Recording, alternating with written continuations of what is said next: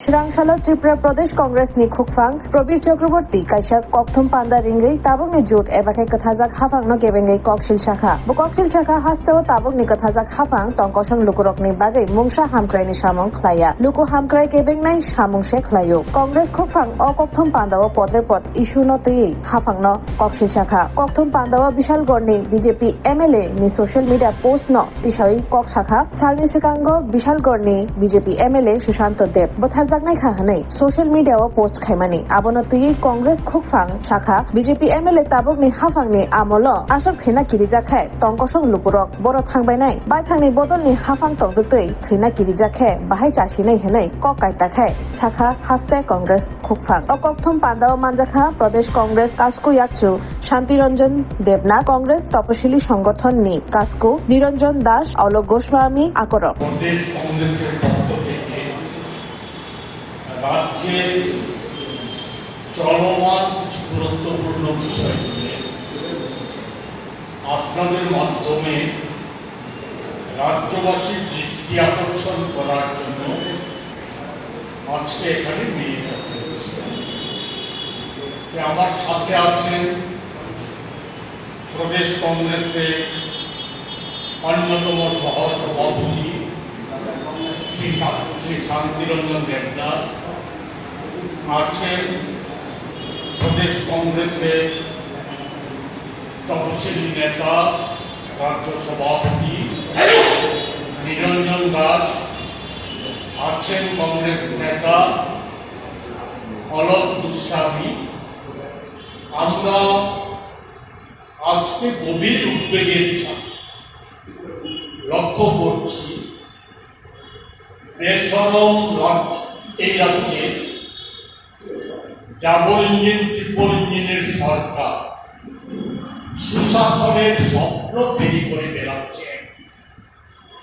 অন্যদিকে বলা যায় রাজ্যে সম্পূর্ণভাবে সমাজদ্রোহী, নেশা কারবারি, কালোবাজারি, নিগু মাফিয়া, জমি মাফিয়া, জমির দালাল, তাদের কাছে রাজ্য সরকারটা আত্মসমর্পণ করে বসে আছে বলে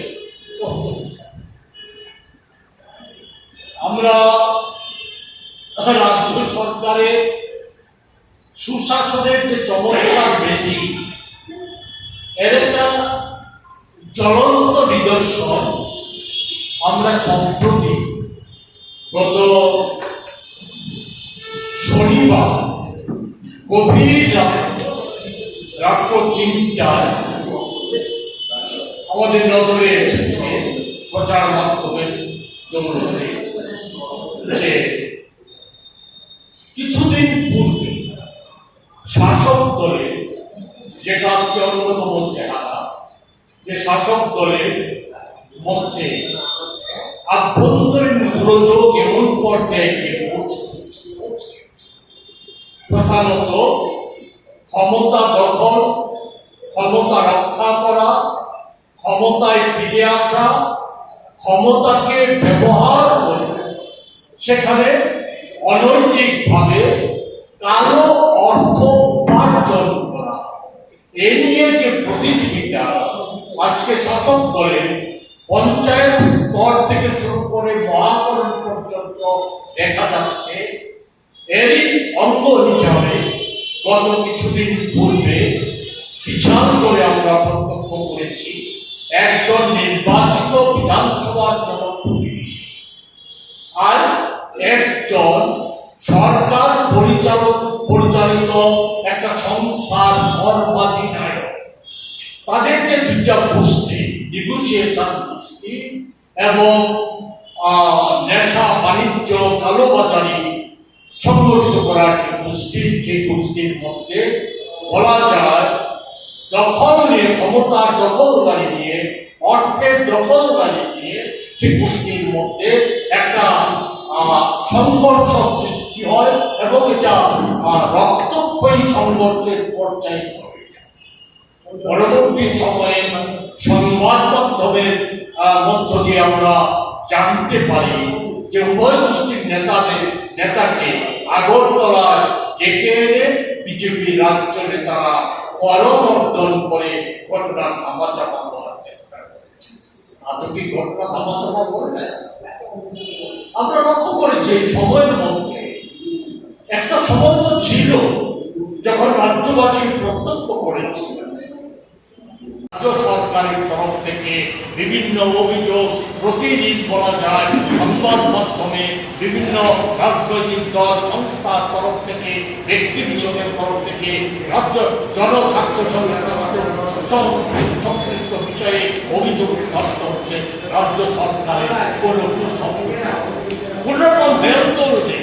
এতে রাজ্য সরকার আমরা আমাদের আশঙ্কা রাজ্য সরকার এগুলিকে অবহেলা রাজ্য সরকার ভাবছে বল প্রয়োগ করে, ভয় ভীতি প্রদর্শন করে মানুষকে দাবিয়ে রাখবে।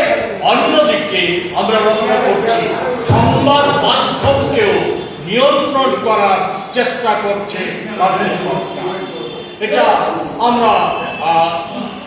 এটা গভীর উদ্বেগের বিষয়।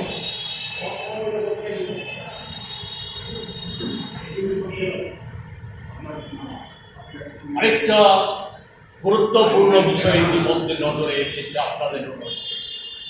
আজকে আমরা রাজ্যের সরকার সব অংশের মানুষের সাথে গত 6.5-7 বছরে প্রতারণা করে আসছে।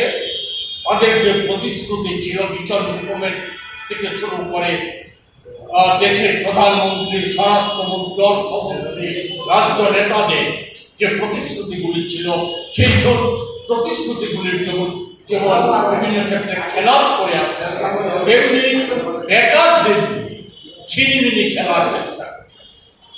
বেকারদের নিয়ে আজকে আমরা কি লক্ষ্য করছি যে এই রাজ্যে শিক্ষিত বেকারদের চাকরি পাওয়ার যে একটা সরকারি মাধ্যম টিপিএসসি এবং ক্যাড, সেখানেও আজকে স্বচ্ছতার অভাব দেখা যাচ্ছে। বিভিন্ন ধরনের বেনিয়ম সংগঠিত হচ্ছে টিপিএসসি এবং ক্যাড।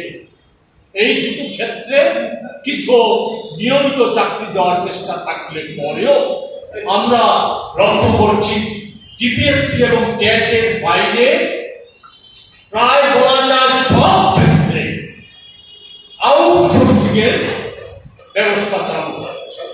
আউটসোর্সিং এর নামে বহিরাজ্যের ঠিকাদারি সংস্থা, রাজ্যের ঠিকাদারি সংস্থা আর হাতে বেকারদের ভবিষ্যৎ সঁপে দেওয়া হচ্ছে। সেখানে সেই ঠিকাদারি সংস্থা বেকারদের ন্যায্য বেতন নিয়ে, তাদেরকে ন্যায্য বেতন থেকে যা কিছু চাকরি হচ্ছে কন্ট্রাকচুয়াল ঠিকাদারি সংস্থার মাধ্যমে, আউটসোর্সিং এর মাধ্যমে যে কন্ট্রাকচুয়াল চাকরি হচ্ছে, নিরাপত্তাহীন চাকরি হচ্ছে, সে সমস্ত চাকরিকে যথার্থ বেতন দিচ্ছে না। তাদের বেতনের একটা অংশ ওই ঠিকাদারি সংস্থা তাদেরকে ঠকিয়ে মুনাফা করছে।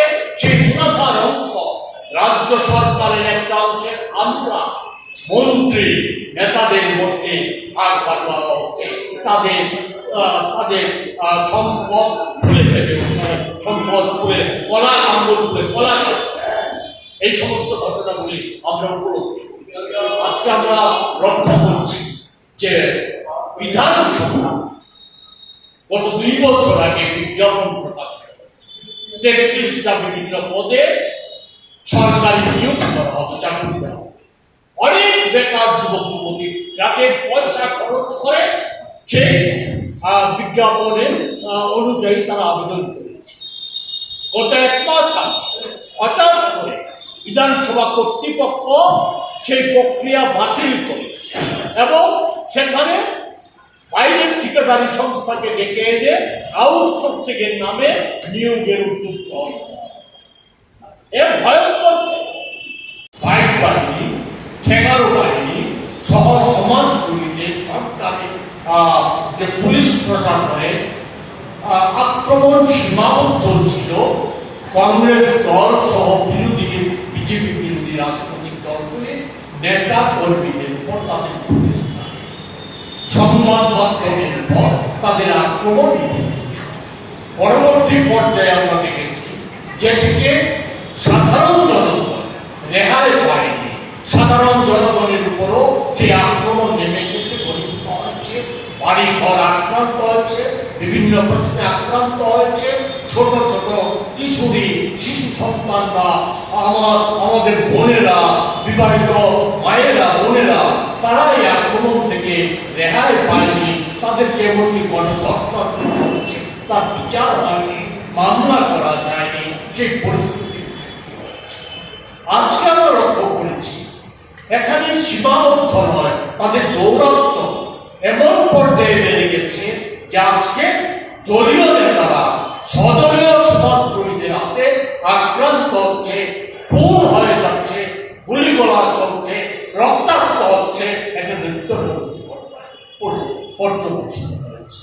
বিশালগড়ের ঘটনা এই ধামাচাপা দেওয়ার জন্য আমরা দেখলাম গত শনিবার অধিক রাত্রে 3টা পুলিশ পল্টন বন্দুকধারী পুলিশকে দিয়ে একজন রেজিস্ট্রেন্টের সামনে রেখে একটা আস্ত অফিস, সরকারি অফিস, জনকল্যাণের প্রশ্ন নয়, প্রাকৃতিক দুর্যোগের কারণে নয়, দলীয় উন্নয়নকে ধামাচাপা দেওয়ার জন্য একটা সরকারি অফিস,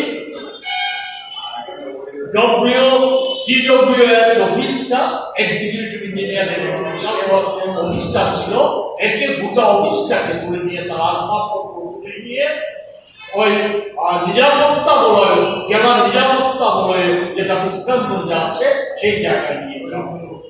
এতে কি কমেছে? আমার কোনো লক্ষণ দেখা যাচ্ছে না।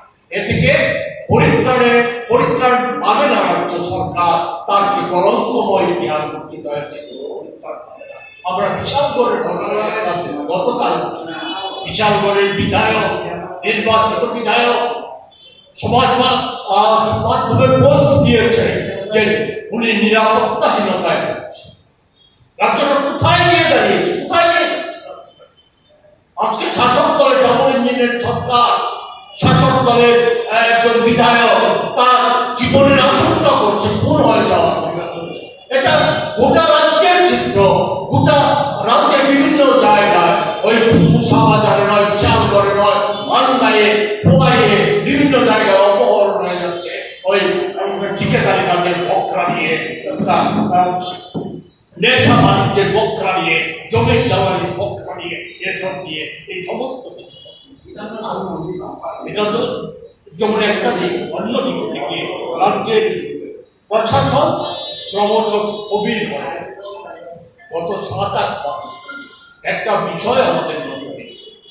একটা সময় ছিল রাজ্যের সরকার যদি রাজ্য সরকারের সম্পর্কিত বিষয়, তার কোনো দপ্তরের বিষয়ে সংবাদ মাধ্যমে কোনো খবর প্রকাশিত হতো বা বিরোধী দলের তরফ থেকে অভিযোগ আসত, তাহলে সেই সমস্ত খবরের সত্যাসত্তা যাচাই করার একটা ব্যবস্থা পন্থা অবলম্বন করা হতো রাজ্য সরকারের তরফ থেকে।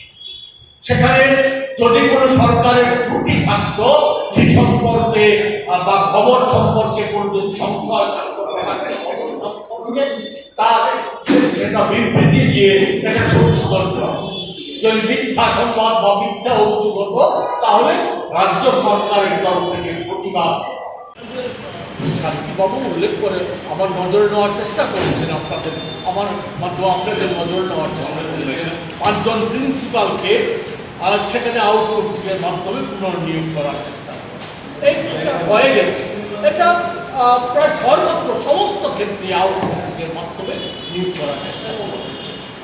বেকারদের নিয়ে কী ধরনের চিঠি আর একটা ছোট আমরা লক্ষ্য করছি, কিছুদিন অন্তর রাজ্য সরকার মন্ত্রিসভার বৈঠক করে বিভিন্ন দপ্তরে সরকারি পদে নিয়োগের ঘোষণা ফলাও করেছেন, করে সরকারের মন্ত্রী ফলাও করে।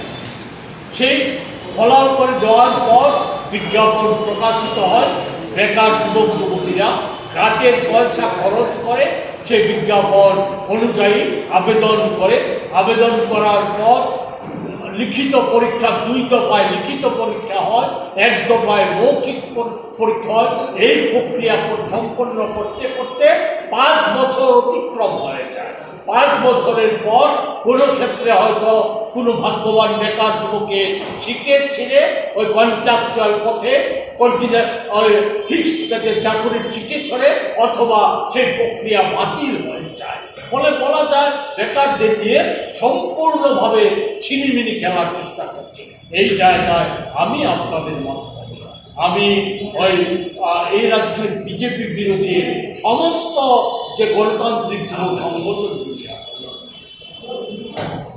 বিভিন্ন শিক্ষিত বেকারদের যে সমস্ত সংস্থাগুলি আছে, তাদের কাছে আবেদন করবো, আমি এখান থেকে আবেদন করবো, তারা সম্মিলিতভাবে এই সমস্যা কোনো একটা নিছক কোনো একটা বিচ্ছিন্ন অংশের না, একটা গোষ্ঠীর না, বা নিছক কোনো সংগঠনের না, এটা সার্বিকভাবে এই রাজ্যের যে 40 লক্ষ মানুষ, সেই 40 লক্ষ মানুষের সমস্যা, সেই সমস্যা সমাধানের নিরিখে ঐক্যবদ্ধভাবে রাজ্য সরকারের বিরুদ্ধে যাতে প্রতিরোধ আন্দোলন করে তোলা যায়, সেই ধরনের প্রস্তুতি নেওয়ার জন্য প্রতিরোধ আন্দোলনের করার মধ্য দিয়ে রাজ্য সরকারের সম্বিত ফিরানোর জন্য।